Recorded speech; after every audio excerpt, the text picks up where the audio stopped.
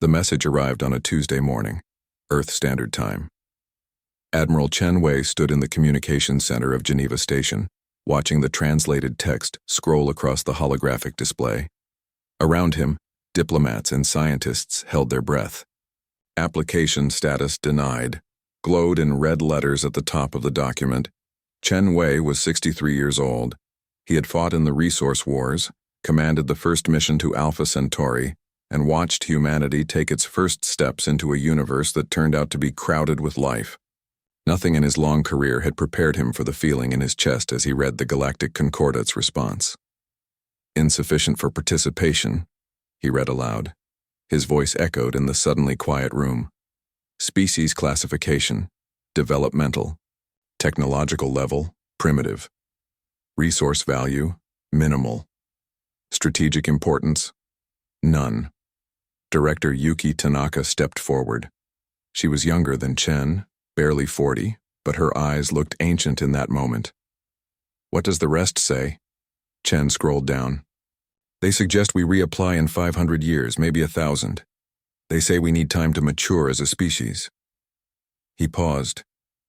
"They say our location in the Orion Spur makes us irrelevant to galactic trade routes." Ambassador Marcus Dupree, representing the United Earth Government, slammed his palm against the table. "Irrelevant? We've achieved faster-than-light travel. We've built stations around 3 different stars. We've mapped 50 solar systems." "They've mapped 50 million, Tanaka said quietly. "I've read the data they sent with the rejection. The Concordate has been meeting for 200,000 years. They have 847 member species. Some of them were building space stations when humans were still learning to make fire." The room fell silent again. Outside, the windows of Geneva Station Earth hung like a blue marble against the black. Chen Wei had always thought it was the most beautiful sight in the universe. Now it just looked small. "So what do we do?" someone asked. Chen Wei straightened his uniform. "We send an observer delegation anyway. We ask to attend the meetings. We don't need to vote or participate. We just need to be there, to learn, to show them we're serious." Over the next 10 years, Earth tried everything. They sent their best diplomats to Concordate space. They offered trade agreements, scientific exchanges, cultural programs. They built an embassy station at the coordinates the Concordate had provided, a beautiful structure of steel and glass that took 5 years to complete. No one came to visit. When Earth's delegation arrived at the first Galactic Council meeting, they weren't invited to. Security forces stopped them at the border. The aliens were polite but firm. The meeting was for members only. Earth was not a member.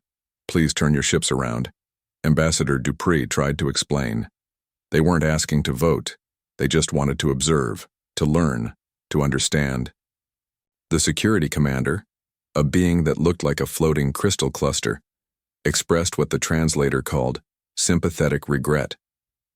Rules were rules. The Concordate had procedures. Earth could reapply in 500 years. The human delegation returned home with nothing. They tried again the next year, and the year after that. For 15 years, Earth sent representatives to every major Galactic Council meeting. For 15 years, they were turned away at the door. Chen Wei retired after the 8th rejection. He gave a speech at his retirement ceremony that was broadcast across all of human space. "They think we don't matter," he said. "They think we're too young, too primitive, too far from the center of things. Maybe they're right. But I want every human being to remember this feeling. Remember what it's like to be dismissed, to be ignored, to knock on a door that never opens." He paused, looking out at the crowd.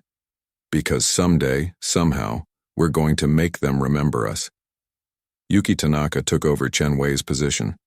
She was harder than he had been, colder. The rejections had changed her.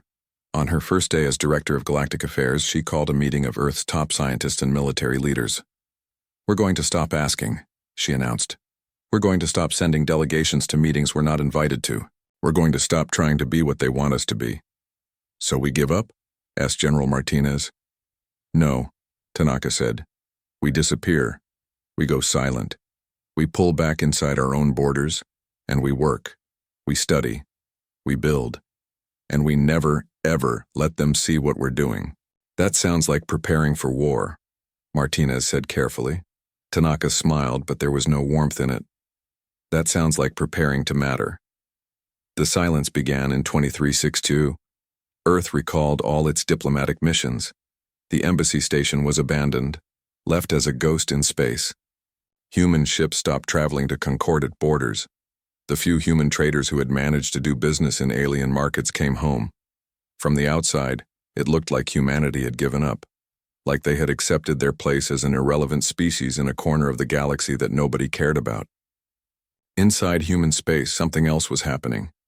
Every university on Earth and its colonies focused on one question: how do we catch up to species that have had a 200,000-year head start? The answer they found was simple and terrible. They couldn't. Not by following the same path. The concordant species all use the same basic technologies, Dr. Sarah Okonkwo explained at a research conference on Mars. She was 25 years old, brilliant, and angry in the way only young people who've been told they don't matter can be angry. They share knowledge. They trade designs. They've been using the same fundamental approaches to faster-than-light travel for 50,000 years, just refined, improved versions of the same engine. So we can't catch up by copying them, someone said. Exactly. We need to find completely different solutions, technologies they never thought of because they already had something that worked. Sarah brought up a hologram of a standard concordant FTL drive. This works by creating a bubble that slips between dimensions. It's elegant, it's reliable, it's also slow by the standards of what physics might allow. What are you suggesting? I'm suggesting we stop trying to understand their technology and start ignoring it. We start from scratch.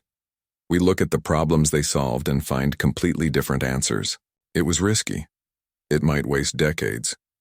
But Earth had already been wasting decades trying to be accepted.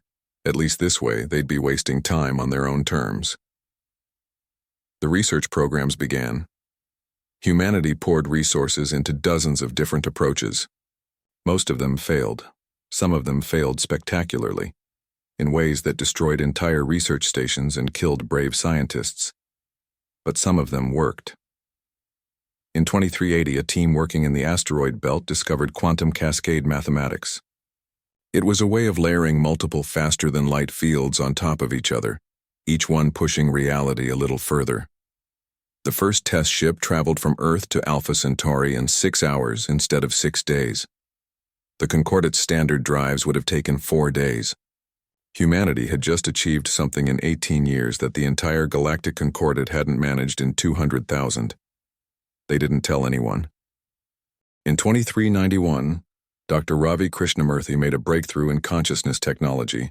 He discovered that human neural patterns could be transmitted faster than light, without the degradation that plagued concordant communication systems.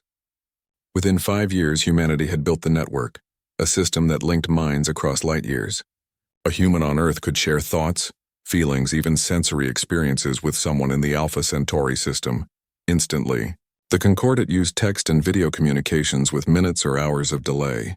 Again, humanity told no one. In 2403, teams working in the Oort cloud managed something that seemed impossible. They nudged a brown dwarf star into a different orbit using controlled gravity pulses.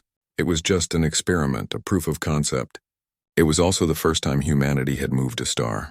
Yuki Tanaka, now in her 70s, watched the reports flood in. Every year brought new breakthroughs. Every year, humanity pulled further ahead in technologies the concordant had never dreamed of. Why haven't they checked on us? Asked General Martinez, now retired but still advising the government. 50 years of silence. Aren't they curious? Tanaka shook her head. Why would they be? We were irrelevant 50 years ago. Nothing we could do in 50 years would make us relevant by their standards. Species that were building pyramids when they first visited them are just now achieving basic spaceflight. They think in geological timescales. So they've forgotten us. Completely. Martinez was quiet for a moment. Are we really going to do this, Yuki? What we've been planning. She looked at him with those ancient eyes. They dismissed us. They made us knock on their door for 15 years and never let us in.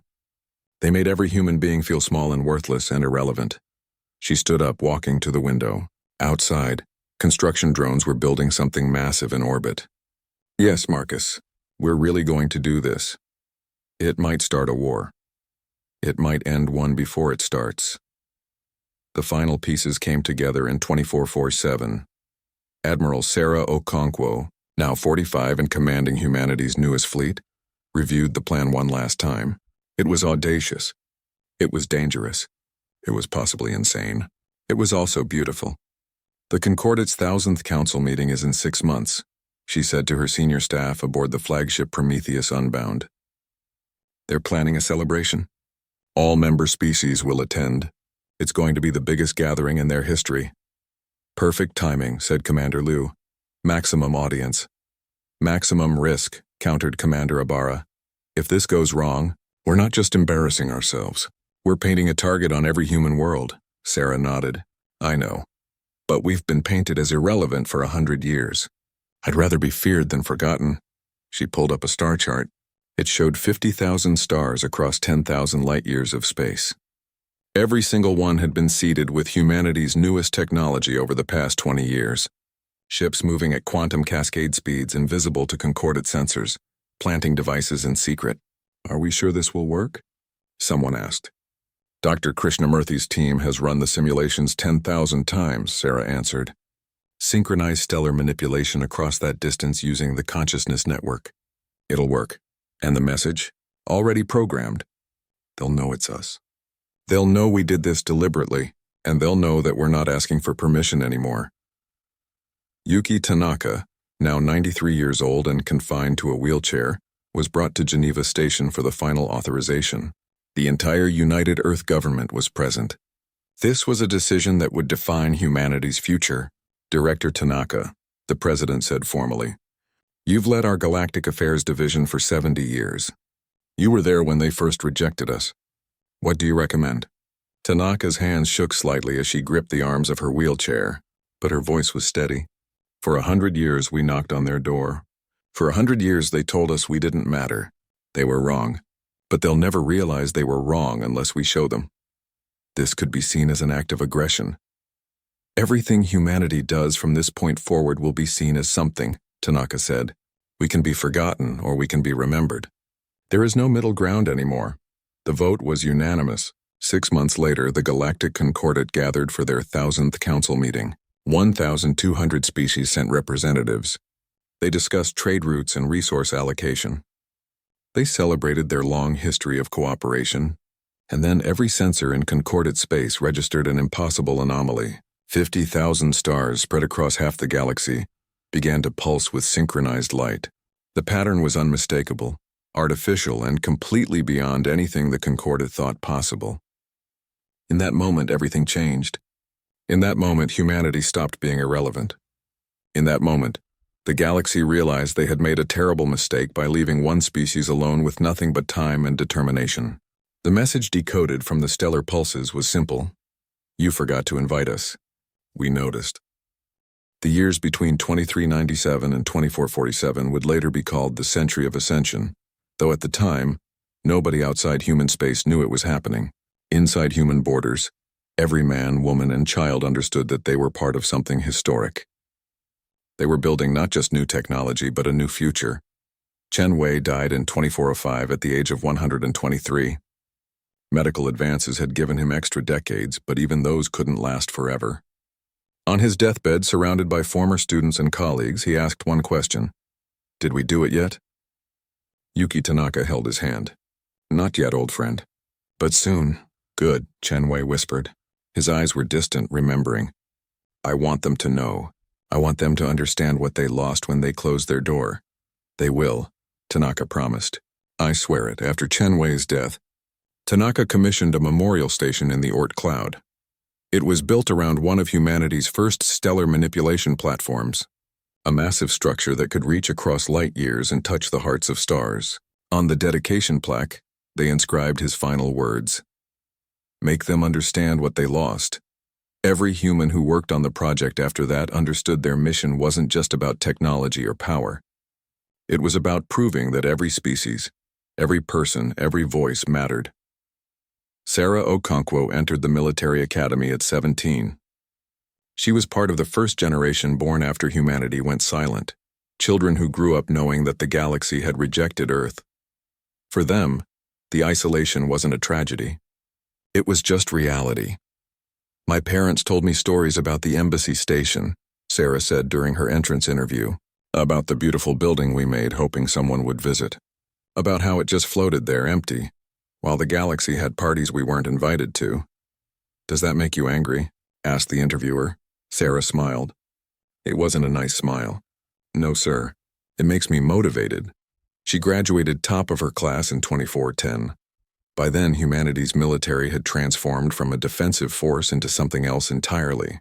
They weren't preparing to defend Earth from alien invasion. They were preparing to ensure the galaxy couldn't ignore them anymore. Dr. Ravi Krishnamurthy was different from most scientists. He didn't care about weapons or engines or power. He cared about connection. "We're alone out here," he told his research team in 2385. "Humanity is scattered across dozens of star systems. We need to find a way to bring us back together." The Concordat used quantum Ansible technology for communication. It was fast, reliable, and had a maximum range of about 5 light-years before signal degradation became a problem. For their purposes, it was fine. They had relay stations everywhere.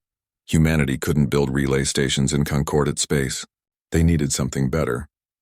Ravi approached the problem differently. Instead of sending information through quantum entanglement, what if they sent it through something else, something that already connected humans across any distance? Consciousness. His early experiments were terrifying. Test subjects reported feeling other people's thoughts bleeding into their own. Some went temporarily insane. 3 committed suicide, unable to separate their own minds from the echoes of others. Ravi almost gave up. But then a test subject named Maria Chen, a distant relative of the Admiral, figured out the key. "Stop fighting it," she told him. "The problem isn't that we're connected. The problem is we're trying to stay separate." She was right. Once humans learned to accept the connection, to flow with it instead of against it, everything changed. The network was born. Humanity's collective consciousness, spanning light years, accessible by anyone who wanted to join. The Concordat had faster-than-light communication. Humanity had faster-than-light understanding. In 2415, teams of engineers completed the first quantum cascade drive large enough for a warship.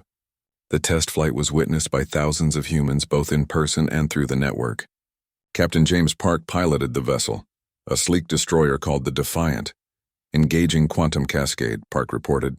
His words echoed not just through radio, but through the minds of everyone connected to the network. The ship didn't just jump to faster-than-light speed. It cascaded through layers of reality, each layer pushing it faster. By the time it reached Alpha Centauri, it had achieved speeds 50 times faster than standard Concordat drives. The journey took 4 hours. A Concordat ship would have taken over a week. "We're not just catching up," Park reported, his excitement bleeding through the network so that thousands of humans felt it simultaneously. "We're ahead. We're actually ahead!" But speed wasn't enough. Humanity needed more. They needed power. They needed to make a statement so dramatic that the galaxy couldn't look away. The stellar engineering projects began in 2420. Small teams, working in the deep dark between stars, started experimenting with ways to manipulate stellar matter. They learned to create gravity wells, to redirect solar winds, to pulse the fusion reactions at a star's core. It was Dr. Margaret Osei who first suggested using stars as communication devices. "Think about it," she told the Research Council. "Every species with telescopes can see stars. If we could make them flash in patterns, send messages written in light across the galaxy, it would take incredible precision." Someone objected. "We'd need to coordinate devices across thousands of light years, all timed perfectly." "We have the network," Ravi Krishnamurthy pointed out. "Instant coordination across any distance. We can do this." The Starspeak project launched in 2425. Over 20 years, human ships equipped with quantum cascade drives planted stellar manipulation devices around 50,000 stars. The ships were invisible to Concordat sensors, using new stealth technology that bent light around them. Nobody saw them. Nobody knew. In Concordat space, the humans had been forgotten. Occasionally, an academic would mention Earth in a historical context, the way one might mention any minor species that had made contact and then faded away. Most species did that. They'd reach for the stars, realize how big and old the galaxy was, and retreat to their home systems, content to be small. The Concordat assumed humanity had done the same. They were wrong. Sarah Okonkwo earned her first command in 2430, taking charge of a quantum cascade frigate called the Relentless. Her mission was to plant stellar manipulation devices in the outer regions of Concordat space, close to their core worlds but not close enough to be easily detected. She brought her ship to within 3 light-years of Concordat Prime, the capital station where the council meetings were held. They sat there for 6 hours, completely invisible to Concordat sensors, and planted 12 devices around nearby stars. "How does it feel?" asked her second-in-command, Lieutenant Commander Amara Ndlovu. "Being this close to the people who rejected us?" Sarah stared at the distant glow of Concordat Prime on the view screen. "It feels like justice," she said quietly. "They thought we didn't matter. Soon they'll learn exactly how much we matter." They returned to human space without incident. The Concordat never knew they'd been there. By 2440, the infrastructure was complete. 50,000 stars with manipulation devices. The entire human fleet equipped with quantum cascade drives and consciousness network coordination. A new generation of soldiers and scientists who had spent their entire lives preparing for a moment the galaxy didn't know was coming. Yuki Tanaka reviewed the reports with satisfaction. She was 86 years old now, her hair completely white, her face mapped with lines of determination and anger that had only deepened with time. "Are we ready?" asked her deputy, a young man named Hassan Rao who had been 5 years old when humanity went silent. "Almost," Tanaka said. "We need one more piece. We need the demonstration to be so overwhelming that they can't dismiss it, so impossible that they have to take us seriously." "The stellar cascade?" Hassan asked. Tanaka nodded. "We need to prove we can do more than just make stars pulse. We need to prove we can make them die, or live again." The team she assembled for this project was small and worked in absolute secrecy. Their mission was simple in concept, impossible in execution: take a dead star and bring it back to life. They chose a brown dwarf 40 light-years from Earth, a failed star that had never quite ignited. For 5 years they built massive gravity generators around it. They pumped in hydrogen from gas giants. They compressed and heated and pushed.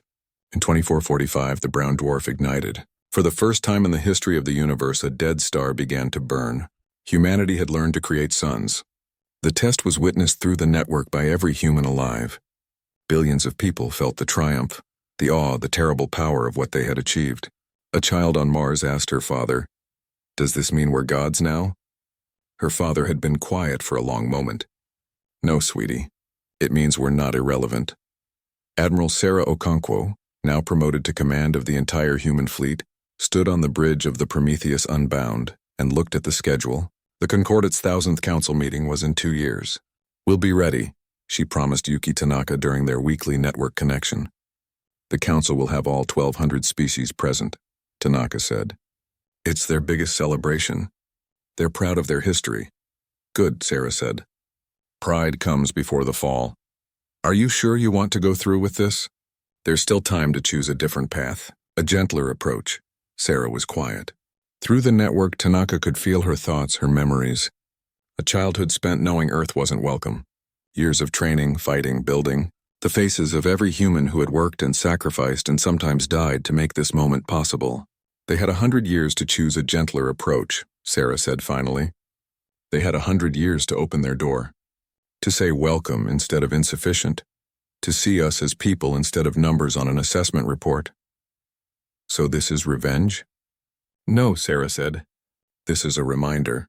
We're reminding them that everyone matters, that dismissing someone doesn't make them irrelevant. It just gives them time to become something you can't ignore." The preparations entered their final phase. Every human ship moved into position. Every stellar manipulation device was tested and retested. The message was programmed into the light patterns, a simple greeting in every Concordat language. Hassan Rao asked the question that others were thinking but afraid to voice. What if they respond with force? What if this starts a war we can't win? Yuki Tanaka smiled. She was 91 years old and she looked tired, but her eyes still burned with the same fire they had held for 7 decades. Then we'll lose. But we'll lose as a species that mattered. as a people who stood up and said, "We are here and you will acknowledge us." I'd rather die on my feet than live on my knees. In the final months before the demonstration, humanity did something unexpected. They started sending messages to other species like themselves, species the Concordat had rejected or ignored, species on the edges of known space that were deemed insufficient or irrelevant. The messages were simple. You are not alone. You are not forgotten. Watch the stars. Most didn't respond. Some thought it was a scam, but a small few, sent back messages of curiosity and hope. On the day before the demonstration, Chen Wei's great-granddaughter Admiral Lin Wei visited his memorial station. She was 35, a pilot with more combat awards than anyone in the fleet, though she'd never fought a real battle. "Tomorrow we do it," she whispered to his plaque. "Tomorrow they learn what they lost when they closed the door." She pressed her hand to the cold metal. Through the network, she could feel other humans doing the same at memorials across known space. Millions of hands touching monuments to the people who had lived through the rejection, who had felt the sting of dismissal. Tomorrow that sting would have an answer. Tomorrow the galaxy would look up and see 50,000 stars pulsing in perfect synchrony. Tomorrow, humanity would stop being a footnote in galactic history. Tomorrow everything would change. The countdown began. Across human space, people held their breath. They joined the network, connecting mind to mind so that every human would experience the moment together. Admiral Sarah Okonkwo stood on the bridge of the Prometheus Unbound, watching the chronometer tick down. Her crew was ready. The fleet was ready. The devices were ready. Humanity was ready. "All ships report ready status," her tactical officer reported. "Network connection at 100%, said the communications officer. "Every human is linked." Sarah took a deep breath. "Execute on my mark. 3, 2, 1. Mark." Across 10,000 light-years of space, 50,000 devices activated simultaneously. Stars began to pulse. The light show had begun, and the Galactic Concordat, gathered for their celebration, was about to receive a message written in the language of stars themselves. The age of human irrelevance was over. Concordat Prime Station was a marvel of engineering that had taken 3,000 years to build. It floated in a specially stabilized region near the galactic core, where 1,200 different species had contributed their greatest architectural achievements. The result was beautiful chaos. A station that was part Crystal Palace, part organic growth, part mathematical perfection. Premier Voxelon walked through the Grand Assembly Hall, his 6 legs clicking against the polished stone floor. He was a Kethril, an insectoid species that had joined the Concordat 9,000 years ago. His chitin gleamed with ceremonial polish, and his compound eyes refracted the light from 1,000 glowing sculptures. "Everything is ready for tonight?" he asked his assistant, a floating jellyfish-like being named Quilm. "Yes, Premier. All 1,200 species have confirmed attendance. This will be the largest gathering in Concordat history." Quilm's translator gave its voice a pleasant musical quality. "We're expecting over 10,000 delegates." Voxelon felt satisfaction, an emotion that made his antennae quiver. 1,000 council meetings. 200,000 years of peaceful cooperation. It's worth celebrating. In another wing of the station, High Inquisitor Threnel floated in her water-filled chamber, reviewing security reports. She was Voreen, an aquatic species whose homeworld was entirely ocean. Her people had been Concordat members for 50,000 years, and Threnel herself had served as High Inquisitor for 300 years. Something bothered her about the security reports, though she couldn't identify what. Everything looked normal. No threats detected, all standard precautions in place, and yet her instincts, honed over centuries of protecting the Concordat, whispered warnings. "Run another scan," she ordered her security chief. "A massive rock-like being called Mordros." "We've already run 17 scans," Mordros rumbled. "There's nothing out there." "Run another one anyway." The celebration began at sunset, though sunset was an arbitrary concept near the galactic core where multiple stars illuminated the region. Still, tradition mattered, and the Concordat honored traditions. As the designated evening began, delegates from 1,200 species gathered in the Grand Assembly Hall. They were magnificent in their diversity. There were beings made of crystal and beings made of gas, species that communicated through light, through smell, through the manipulation of gravity waves. Some were ancient, their civilizations older than Earth's sun. Some were relatively young, only joining the Concordat a few thousand years ago. All of them shared one thing. They had been invited. They belonged. Premier Voxelon stood at the central podium, his voice amplified through translation fields that reached every being in the hall. Friends, colleagues, fellow members of the Great Concordat. We gather tonight to celebrate 1,000 council meetings. 1,000 opportunities to work together, to build together, to reach for the stars together. Applause rippled through the hall, expressed in 1,200 different ways. Chittering, humming, flashing lights, releasing pleasant scents. We are proof that different species can coexist, Voxelon continued. That cooperation is better than conflict, that together we are stronger than apart. More applause. The celebration was going perfectly. In her chamber, Threnel watched the gathering through security cameras. The 18th scan had just completed. Nothing. No threats. No anomalies. Just delegates celebrating. So why couldn't she shake the feeling that something was wrong? The speeches continued. Representatives from the oldest species spoke about the Concordat's humble beginnings, when only 15 species had gathered to form a trade alliance. Representatives from the newest members spoke about their gratitude for being welcomed into such a magnificent organization. Then, the lights went out. Not just in the hall, but everywhere on the station. Every light, every display, every glowing sculpture went dark simultaneously. For a moment, there was silence. Then, confused sounds from the delegates. Questions in a dozen different languages. Emergency lighting, Voxelon ordered. What's happening? The emergency lights flickered on, dim and red. His assistant Quilm was already checking systems. It's not a power failure. The power is fine. It's the lights themselves. They're being overridden by something. By what? I don't know. The override is coming from outside the station, from... Quilm's voice trailed off. Through its translucent body, Voxelon could see its internal organs pulsing with what he recognized as fear. From where? He demanded. From everywhere. From every star in range. Threnel was already mobilizing her security forces. I want a full system diagnostic. I want to know what's happening right now. Her security chief Mordros's voice was shaken. Something Threnel had never heard in 300 years of working with him. High Inquisitor, you need to see this. The main display activated, showing sensor data from across Concordat space. What Threnel saw made her blood run cold. Stars were changing. Not just a few. Not just in one region. 50,000 stars across 10,000 light years, all beginning to pulse in perfect synchronization. That's impossible, she whispered. It's happening, Mordros said. The lights in the assembly hall came back on, but they weren't normal lights anymore. They were displaying the view from outside the station, showing the night sky. Delegates watched in growing horror as the stars around them began to pulse in rhythm, bright then dim, all perfectly synchronized. What kind of natural phenomenon could do this? Someone asked. There is no natural phenomenon, said Dr. Kess, a crystalline scientist who had studied astronomy for 2,000 years. This is artificial. This is deliberate. Someone is making the stars do this. Who has that kind of power? Voxelon demanded. Which species? The pulses continued. They formed patterns, and those patterns formed something else. Data, information, a message. Every translation computer on the station began working simultaneously, decoding what the stars were saying. The message appeared on every display in every language the Concordat knew. You forgot to invite us. We noticed. Silence fell over the hall.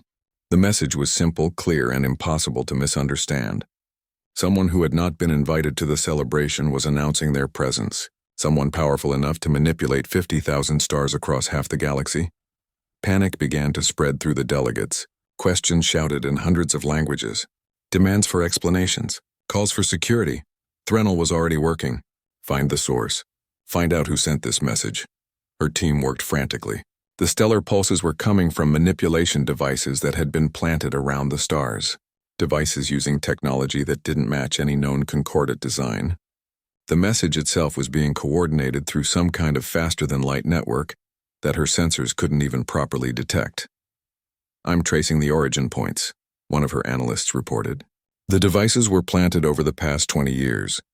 The pattern suggests a species with faster-than-light travel, advanced stealth technology, and the ability to manipulate stellar fusion reactions.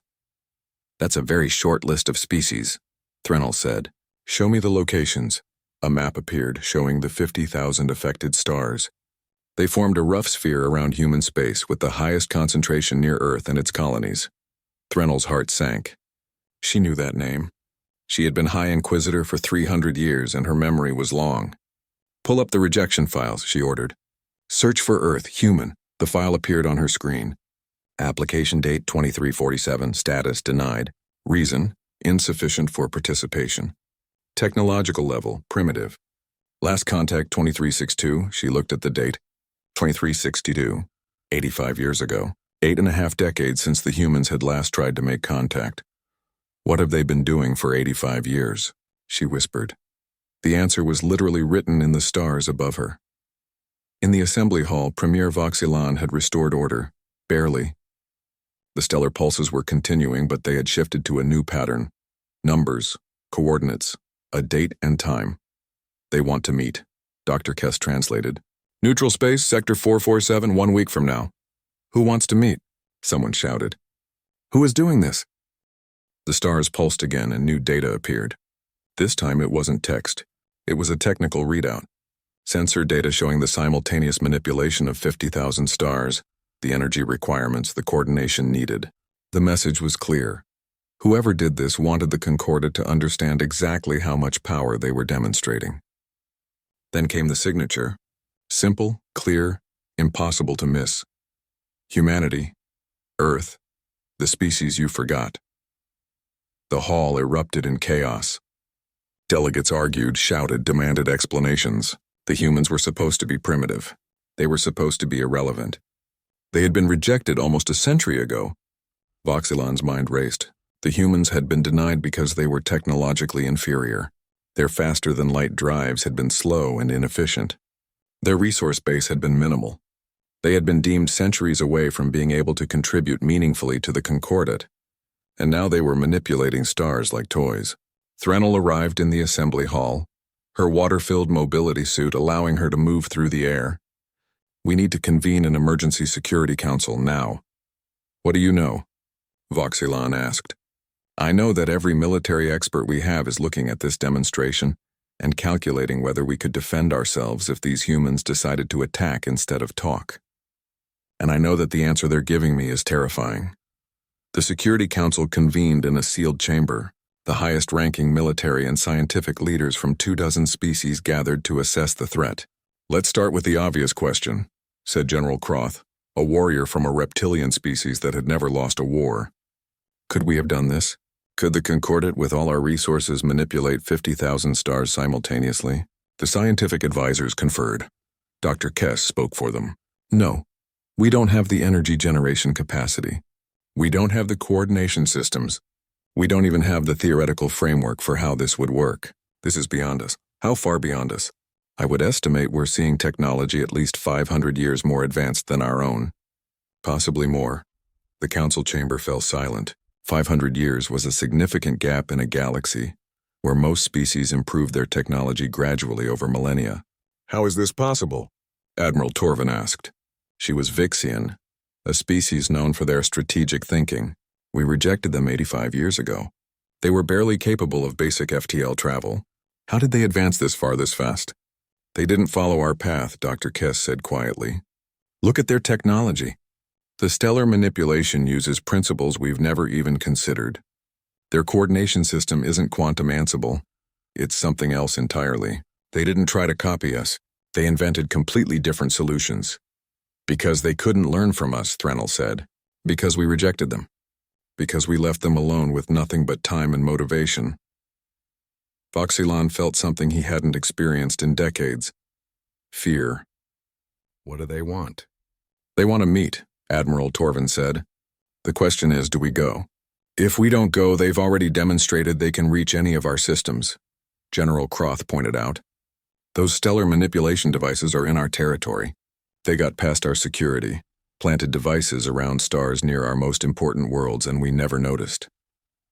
If we do go, we're acknowledging their power, someone argued. We're legitimizing this display. I think, Threnel said carefully, That display is already legitimate. They don't need our acknowledgement. They manipulated 50,000 stars. In one moment, they demonstrated more technological capability than most concordate species have achieved in their entire histories. So what do we do? Voxelan looked around the table at the leaders of the greatest civilization in the known galaxy. For 200,000 years, the concordate had been the dominant power. They had been the ones who invited or rejected. They had held all the cards. Now a species they had dismissed as irrelevant was making the stars themselves dance. We go to the meeting, Voxelan said. We send a delegation. We find out what they want. And if they want war, then we hope they're more merciful than we were when we told them they didn't matter. The message went out to all concordate members. There would be a meeting in neutral space, Sector 447, in 1 week. A delegation would be sent to meet with the humans. All species were invited to observe. That night, across concordate space, citizens looked up at the sky and saw the pulsing stars. The display continued for 3 days, a constant reminder that everything had changed. Children asked their parents what the lights meant. Scientists scrambled to understand the technology. Military leaders reviewed defense plans and realized how inadequate they were. And in the archives, someone found the old rejection letter sent to Earth in 2347. They read the words, "Insufficient for participation. Technological level, primitive. Resource value, minimal. Strategic importance, none." The document was over a century old. Every word in it had been proven catastrophically wrong. On the 6th day, the stellar pulses stopped. The 50,000 stars returned to their normal luminescence. But everyone who had seen them knew the truth. The devices were still there. The power was still there. The humans had simply stopped showing off. The concordate prepared their fastest ships and their best diplomats for the meeting in Sector 447. They didn't know what to expect. They didn't know what the humans would demand. But they knew one thing with absolute certainty. The species they had rejected a century ago was about to teach them a very expensive lesson about the cost of dismissing someone as irrelevant. The galaxy would never be the same. Neutral Space Sector 447 was a region of empty void between territories claimed by no one. It was a place where civilizations met to negotiate, to trade, to resolve disputes without the weight of political borders complicating matters. The concordate had held thousands of meetings here over the millennia. None had ever felt like this. Admiral Sarah Okonkwo stood on the bridge of the Prometheus Unbound and watched the concordate fleet arrive. There were hundreds of ships representing dozens of species, battleships that could crack planets, carriers that held thousands of fighters, dreadnoughts that had won wars against species humanity had never heard of. They brought half their military, Commander Liu observed. They're scared, Sarah said. Good. They should be. Behind the Prometheus Unbound, the human fleet waited in formation. There were only 50 ships, a tiny force compared to the concordate armada. But each human vessel was a work of art and terror, sleek black ships that seemed to drink in light rather than reflect it. They were built with quantum cascade drives, consciousness network coordination, and weapons that the concordate had never seen before. They were also completely invisible to concordate sensors until the moment Sarah decided to let them be seen. Should we decloak the rest of the fleet? Asked Commander Amara Ndlovu. Sarah shook her head. Not yet. Let them think this is all we brought. Through the network, she could feel the other human ships, their crews, their captains. She could sense their determination, their pride, their barely controlled anger at a century of dismissal. Every human in the fleet was connected, their minds linked in a way the concordate couldn't understand. They weren't just a fleet. They were a single organism with 50 bodies and thousands of minds. On the concordate flagship, Premier Voxelan watched the human ships through his view screen. He had brought Admiral Torvin, High Inquisitor Threnel, Dr. Kess, and representatives from the oldest and most powerful concordate species. Only 50 ships, General Croth noted. They're either very confident or very foolish. After what they showed us with the stars, Threnel said quietly, I don't think they're foolish. The Prometheus Unbound was enormous, easily twice the size of the concordate's largest battleship. Its surface seemed to shift and move as if it wasn't quite fixed in normal space. Weapons ports lined its hull, but the energy signatures were wrong, using principles that concordate sensors couldn't classify. I'm scanning their flagship, Dr. Kess reported. The power output is... This can't be right. What is it? Foxylan asked. The reactor readings suggest they're generating more power than our entire fleet combined. From a single ship. The council chamber fell silent. Everyone was doing the math, calculating what that meant for weapons capacity, shield strength, and propulsion. The numbers were terrifying. Open a communication channel, Voxylan ordered. His voice was steady, but his antennae trembled slightly. On the human flagship, Sarah received the communication request. This is it, she said to her crew. Everyone ready? Through the network, 100,000 responses flooded back. Every human in the fleet, every person watching from Earth and the colonies, all of them ready. All of them connected, all of them speaking with one voice. Open the channel, Sarah ordered. Voxylan's image appeared on the human view screen. Sarah's image appeared on the concordate screens. For a moment, both sides simply looked at each other, taking measure. Voxylan spoke first. I am Premier Voxylan of the Galactic Concordat. We have come to discuss your demonstration. Demonstration? Sarah smiled, but there was no warmth in it. Is that what you're calling it? We thought of it as an introduction. A reminder. A way of making sure you remembered we exist. We never forgot about humanity, Voxylan said carefully. Really? Sarah's voice was cold. Then perhaps you can explain why Earth's applications for Concordat membership were rejected. Why our delegations were turned away at your borders. Why for 15 years we knocked on your door and you told us we didn't matter. There was a long pause. Voxylan's translator struggled to convey the emotion in his reply. Your rejection was not personal. It was a matter of procedure. Your species was young. Your technology was primitive by our standards. We have protocols. Your protocols dismissed us as irrelevant, Sarah said. As insufficient. As not worthy of your time. She leaned forward. How do you feel about those assessments now, Premier? Before Voxylan could respond, Sarah raised her hand. Let me show you something. The view screen changed. It displayed a star map showing a star system 50 light-years from their current position. In the center was a brown dwarf, a failed star that had never quite ignited. This is system HD 34445, Sarah said. 3 years ago it was a dead system. Nothing but a brown dwarf that never achieved fusion. The image changed to show the brown dwarf surrounded by massive installations. Then in the recording, those installations activated. Energy poured into the brown dwarf. Its surface began to glow, brighter, hotter, and then it ignited. On the Concordat flagship, every being watched in stunned silence as humanity demonstrated stellar resurrection. A dead star brought to life through sheer force of technology and will. We made a sun, Sarah said simply. We took a ball of failed fusion and turned it into a living star. That's what we did with the time you gave us. That's what happens when you leave humans alone with nothing but determination and spite. Dr. Kess was frantically running calculations. The energy requirements? The precision needed. This is beyond anything we've theorized, Sarah continued. For 100 years we knocked on your door. For 100 years you told us we weren't good enough, weren't smart enough, weren't important enough. Her voice hardened. We are no longer knocking. What do you want? Threnel asked.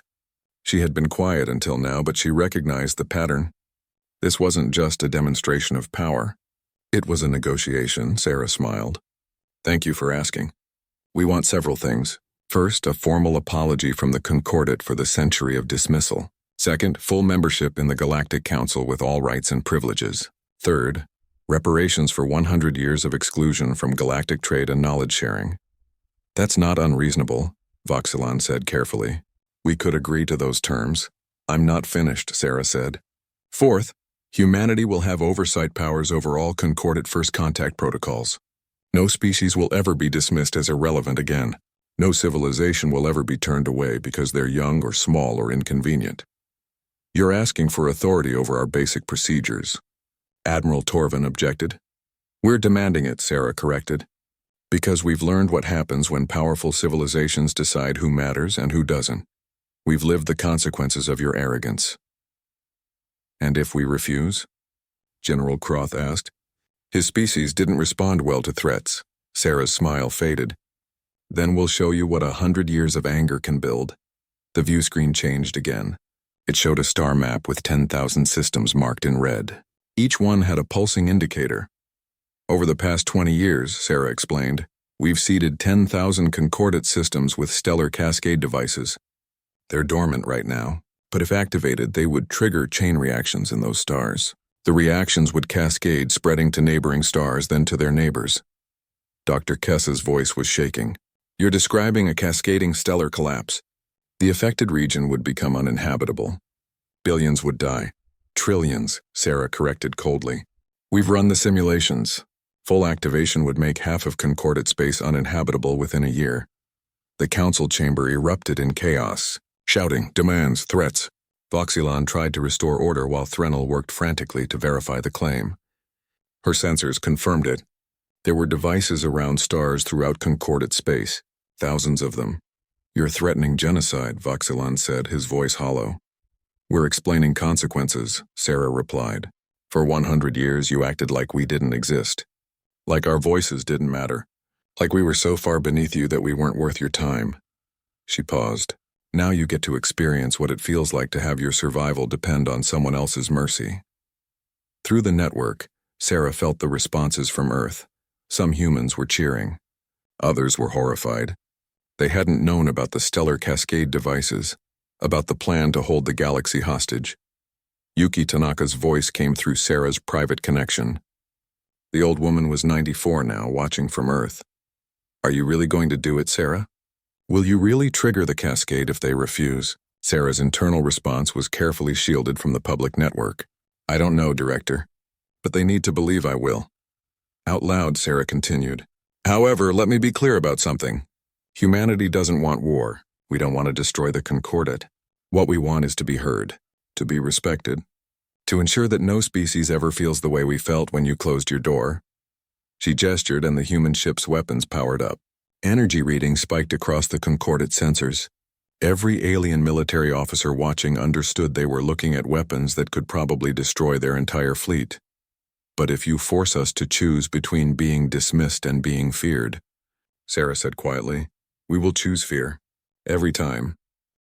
Voxelon looked at his advisors. Admiral Torvin was calculating military responses and finding none that didn't end in disaster.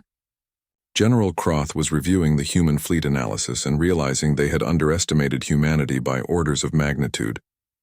Dr. Kess was still staring at the stellar resurrection data, understanding that humanity had achieved something the Concordate hadn't managed in 200,000 years.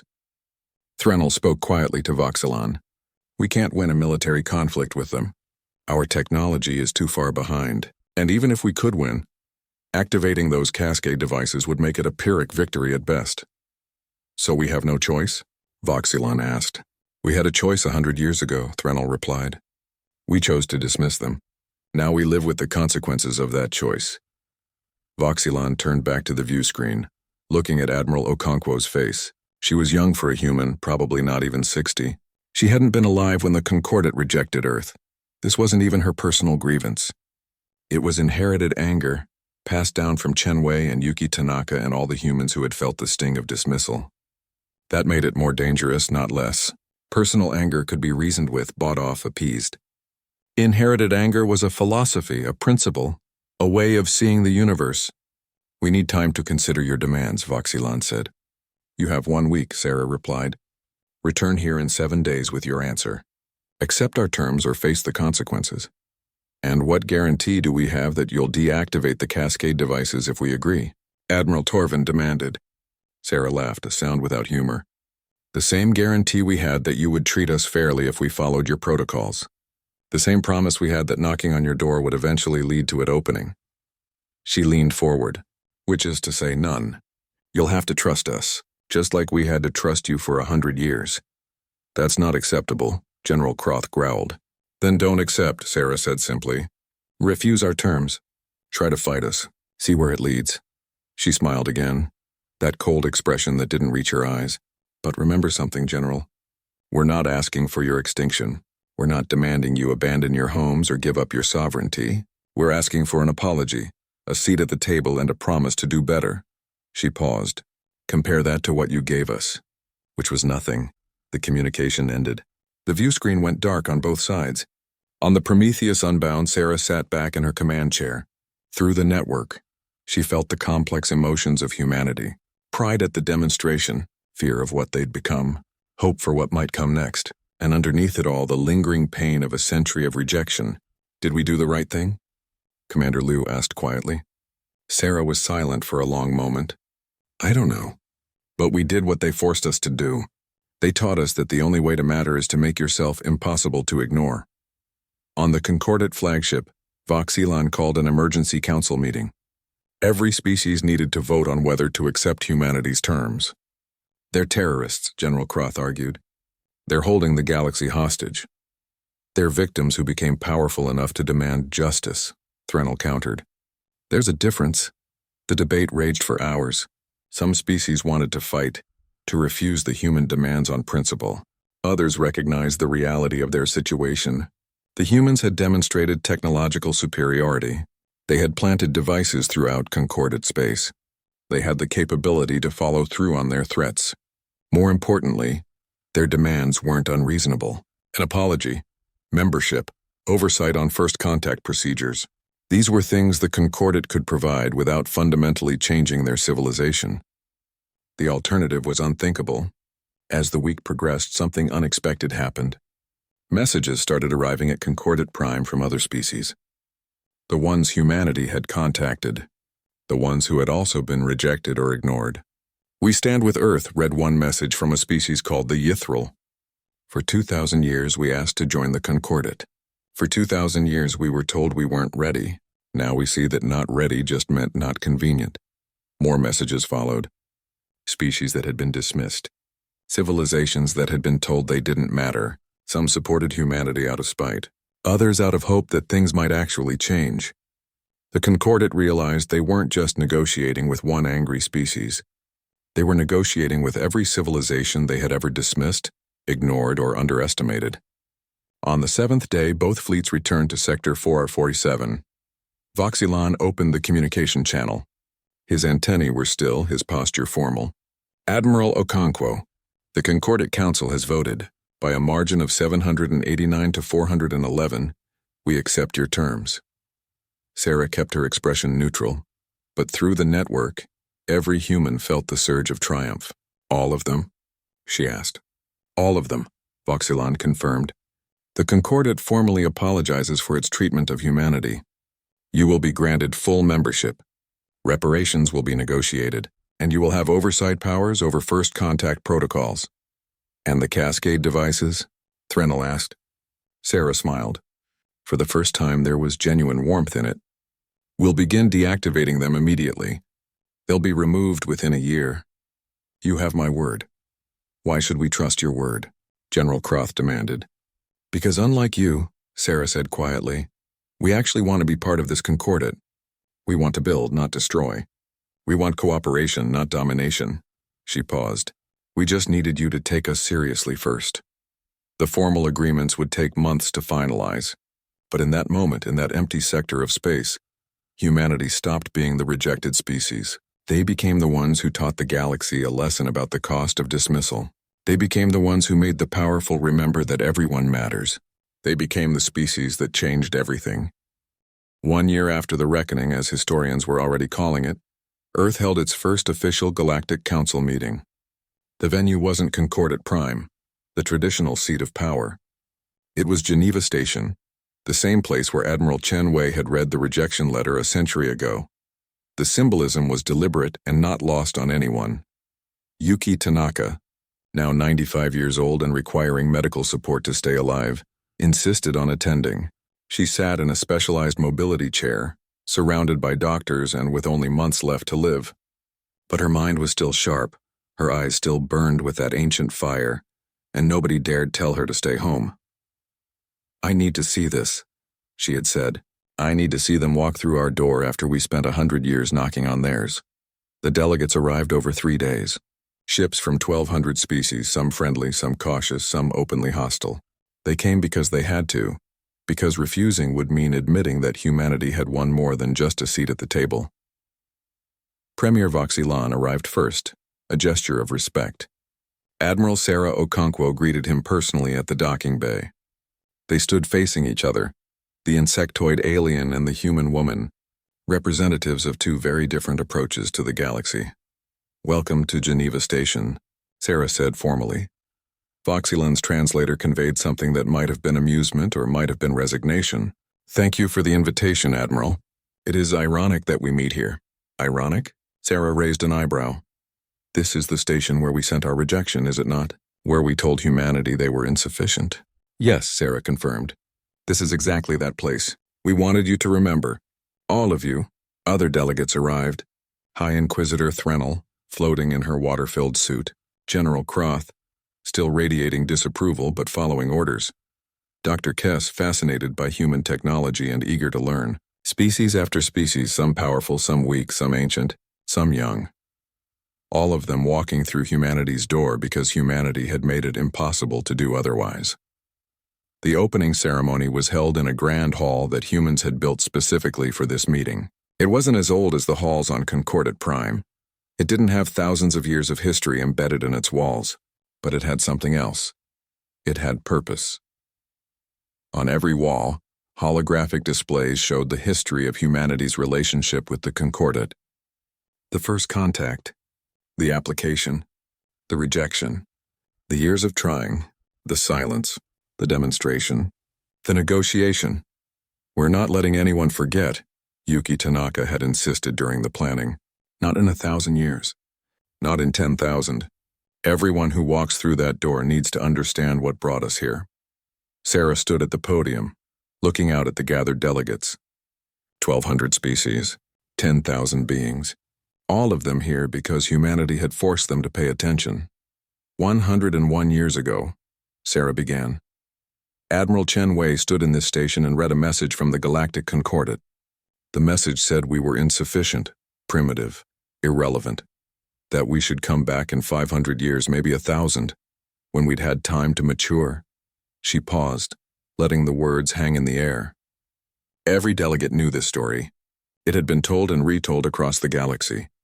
Chen Wei died believing that humanity would make you remember us. Director Tanaka, sitting here today, spent 70 years of her life working toward this moment. Millions of humans dedicated their lives to proving that we mattered. Sarah's voice hardened, and we did prove it. Though not in the way any of us expected. She gestured to the displays. We proved it by leaving the skies glowing, by making stars dance to our will, by showing you that dismissing someone doesn't make them irrelevant. It just gives them time to become something you can't ignore. In the audience, Voxyland shifted uncomfortably. He had spent the past year dealing with the political fallout of humanity's ascension. Some species respected the Concordat's decision to accept human terms. Others saw it as weakness, capitulation to threats. But we didn't demand this meeting just to remind you of the past, Sarah continued. We demanded it to build a better future, because we learned something in our century of exclusion. We learned what it feels like to be dismissed, and we decided that no one should ever feel that way again. She pulled up a holographic document. This is the new First Contact Protocol, drafted by a joint Human Concordat Committee. It changes how the Concordat evaluates new species. No longer will civilizations be judged primarily on their technology or their resources. Instead, they'll be evaluated on their potential, their aspirations, their unique perspectives. That's idealistic, General Croth growled. The galaxy runs on practical considerations. The galaxy ran on practical considerations, Sarah corrected. And that led to centuries of species being told they didn't matter. Well, the galaxy has new practical considerations now, like the fact that dismissing someone might lead to them becoming powerful enough to reshape the political landscape. Dr. Kess raised a crystalline appendage. Question, Admiral. You've shared some technology with us. The quantum cascade mathematics, some of the consciousness network principles, but not everything. When will humanity share the stellar manipulation technology? Sarah smiled. When we're confident it won't be used to repeat our mistakes. When we trust that the Concordat has learned the lesson we paid so dearly to teach. So you're withholding technology? Admiral Torvin asked. Maintaining superiority through secrecy?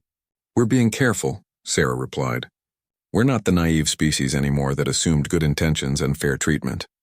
We're the species that learned that power matters, that fear can be a tool, that sometimes you have to hold the cards close to your chest. She looked around the room. But we're also the species that chose mercy when we could have chosen revenge. We could have triggered those cascade devices. We could have made the Concordat pay in blood for every year of dismissal. We didn't. We asked for an apology. a seat at the table, and a promise to do better. You held trillions of lives hostage, Threnel pointed out quietly. Yes, Sarah agreed without hesitation. We did, because that's what you taught us. You taught us that power is the only currency that matters. That being right, being worthy, being deserving means nothing if you can't back it up with force. She leaned forward. So we became a force, and now we're using that force to make the galaxy a little more just. You're welcome. The meeting continued for 3 days. Debates about the new protocols. Arguments about technology sharing. Discussions about reparations and timelines and oversight procedures. It was messy and complicated and full of the kind of bureaucratic chaos that any large organization generates. But it was also historic. For the first time, the Concordat was adapting not because they wanted to, but because they had to. One species, dismissed as irrelevant, had forced the entire galaxy to change. On the second day, a small delegation arrived from the Ythrul, one of the species that had sent support messages to Earth. Their representative, a being named Kethis, approached Sarah during a break. Thank you, Kethis said simply. Sarah was surprised. For what? For fighting. For refusing to accept their dismissal. For proving that small voices can become loud enough to be heard. Kethis gestured to the room full of delegates. The Ythrul have been trying to join the Concordat for 2,000 years. Always we were told no, not yet, come back later. Now because of what you did, they're reviewing our application with new eyes. Sarah felt something complex in her chest. Pride certainly, but also responsibility. We didn't do this just for ourselves, she said. We did it for everyone who's ever been told they don't matter. We know, Kethis replied. That's why we're grateful. Over the next month, 16 species that had previously been rejected were granted Concordat membership. Some were actually ready for the responsibility, others frankly weren't. But the Concordat had learned that potential mattered as much as current capability, and that dismissing someone was more dangerous than giving them a chance. The Cascade devices were removed from Concordat space one by one. Human ships collected them openly, allowing Concordat observers to verify each retrieval. It was a gesture of good faith, though Sarah kept backups of the technology carefully secured in human space. Trust, but verify, she told her staff, and keep the ability to rebuild them if we need to. We earned their respect through fear. Let's hope we can keep it through cooperation. Yuki Tanaka died 4 months after the first Geneva Station meeting. She passed quietly in her sleep, surrounded by family and with the knowledge that her life's work had succeeded. Her funeral was attended by representatives from 300 species, including Voxelon himself. She never forgave us, Voxelon said to Sarah at the memorial service. No, Sarah agreed. She didn't. Forgiveness wasn't what she wanted. She wanted acknowledgement. She wanted you to understand the cost of your dismissal. Did we succeed in that? Sarah looked at the crowds gathered to honor a human they had never met, paying respects to a woman who had spent her life being angry at them. Yes, she said finally. I think you did. But Tanaka's legacy wasn't just the Concordat's changed attitude. It was also the memorial that humanity built, visible from every corner of space. On the anniversary of the stellar demonstration, humanity activated a new display. Not as dramatic as the original 50,000 pulsing stars, but permanent. They had seeded devices around 10,000 stars across the galaxy, chosen specifically because they were visible from the homeworlds of every Concordat species. Every night, at the same time, those 10,000 stars pulsed gently, just once, lasting only a second. But it was enough. It was visible. It was unmistakable. And it carried a message encoded in the light, repeating every night. Never again will the small be forgotten. Never again will potential be dismissed. We are watching. The glowing promise, people started calling it. A reminder written in the stars themselves. Some Concordat species found it threatening. Others found it reassuring. But everyone understood what it meant. Humanity was watching, and they would hold the galaxy accountable. Sarah Okonkwo eventually retired from military service and took a position as Earth's permanent representative to the Galactic Council. She was good at it, combining the diplomatic skills necessary for the position with a willingness to be blunt when needed. You're considering rejecting the Thalosian application? She asked during one council meeting, 5 years after Earth's admission. Their technology is primitive. Their resource base is minimal. Their location is strategically irrelevant. Sound familiar? The Concordat approved the Thalosian application. Earth also became something unexpected, a protector of weaker species. When the Concordat tried to enforce trade agreements that disadvantaged younger civilizations, Earth intervened. When powerful species tried to annex territory from less advanced neighbors, human ships appeared in orbit as a deterrent. We're becoming what we accused the Concordat of being, Commander Liu, now an admiral herself, pointed out. We're using our power to shape the galaxy. Yes, Sarah agreed. But we're using it to make things more fair, not less. We remember what it felt like to be powerless. We're making sure others don't have to feel that way. Some species resent us for it. Some species resented us when we were irrelevant too, Sarah said with a shrug. At least now we're resented for doing something good.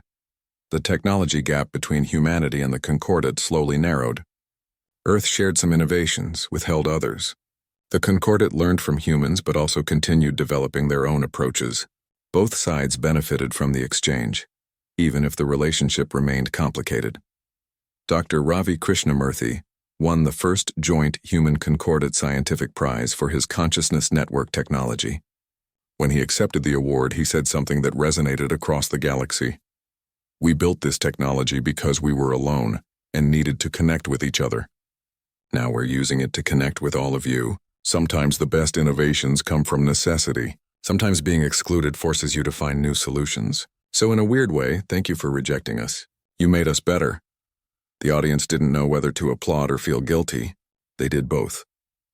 On the 10th anniversary of the Reckoning, Geneva Station hosted another ceremony. This one was different. It wasn't about confrontation or demands. It was about reflection. An elderly Voxelan, his chitin now dull with age, stood at the podium. 10 years ago, humanity forced us to confront our mistakes. They did so in a way that was frightening and, I must admit, effective. Today, I want to do something we should have done a century ago. He turned to face the Earth delegation, looking directly at Sarah Okonkwo. I apologize. Not as Premier of the Concordat speaking official words, but as Voxelan, an individual who read Earth's application and checked the box marked denied. I saw your species, I evaluated you, and I dismissed you. I was wrong. The hall was silent. This was different from the official apology that had been part of the negotiated terms. This was personal. I told myself it was just procedure, Voxelan continued. Just following the rules. But rules are made by people, and we chose rules that made it easy to dismiss others. We chose convenience over compassion, efficiency over empathy. He paused. And we created an enemy when we could have made a friend. Sarah stood and walked to the podium. She and Voxelan faced each other, human and alien former adversaries. Thank you for saying that, Sarah said. It doesn't undo the past. It doesn't erase 100 years of dismissal. But it matters. Will humanity ever forgive the Concordat? Voxelan asked. Sarah considered the question carefully. I don't know. Maybe some will. Maybe some won't. But forgiveness isn't really the point, is it? The point is whether we can build something better together. Whether we can create a galaxy where no species has to do what we did to be heard. She looked out at the assembled delegates. We showed you our anger. We demonstrated our power. We forced you to take us seriously. But we didn't do it just for revenge. We did it because we believe the galaxy can be better than it was. That all of us working together can create something greater than any of us could alone. Even after everything? Threnel asked from the audience. Even after being rejected and dismissed? Especially after that, Sarah replied. Because we know what it costs to be excluded. We know the price of dismissal, and we've decided to use that knowledge to make sure others don't pay the same price. The ceremony ended with something unprecedented. Humanity revealed a new innovation. Temporary consciousness sharing for other species. Not as permanent or deep as the human network, but enough to allow different beings to briefly experience each other's thoughts and feelings. Voxelan volunteered to be the first non-human to try it. For 60 seconds, he was connected to Sarah's mind through the technology. He felt what she felt. He experienced echoes of the century of rejection, the anger, the determination, the hope. When the connection ended, Voxelan was shaking. I understand now, he said quietly. Not intellectually. Not as information. I understand it here. He touched his chest where his hearts beat. That's what we did to you. That's what we did to so many others. Yes, Sarah said simply. That's what you did. Remember it. Remember it every time you evaluate a new species. Remember it every time someone asks to be heard and you're tempted to say no. Over the following years, the consciousness-sharing technology became a tool for diplomacy and understanding. Species that had been enemies for millennia used it to actually understand each other's perspectives. Long-standing disputes were resolved when both sides could feel what the conflict meant to the other. Humanity's gift to the galaxy wasn't just technology or military power. It was empathy forced through connection. 30 years after the reckoning, a child on the Kethril homeworld looked up at the night sky and saw the gentle pulse of the glowing promise. The 10,000 stars flickered for 1 second as they did every night. Parent Vox, the child asked, why do the humans make the stars dance? The adult Kethril, a grandchild of the original Voxilan, settled beside the child. They do it to remind us of something important. What? That everyone matters. That dismissing someone as small or irrelevant or insufficient is one of the worst things you can do, because you never know who will become strong enough to hold you accountable for that dismissal. Were the humans angry? Very angry. For a very long time. They had every right to be. Are they still angry? The adult considered this. I don't think so. Now they're watchful. They're making sure we never make the same mistake again, and they're helping others who were dismissed the way they were. The child watched the stars for a moment. I like that they make them dance. It's pretty. Yes, the adult agreed. It is pretty.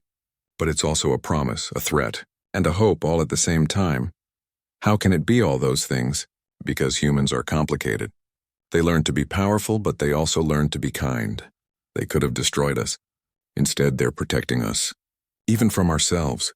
High above them, the stars continued their eternal dance. And somewhere in that vast darkness, humanity watched, remembered, and made sure that the galaxy would never forget the lesson they had taught. Dismiss someone at your peril. Because the irrelevant might just become indispensable. The small might become giants. And those who knocked on your door might one day decide to kick it down. But they might also, if you're very lucky, choose to hold it open for others who come after them. That was humanity's gift. That was their revenge. That was their promise glowing in the skies for all to see. Forever.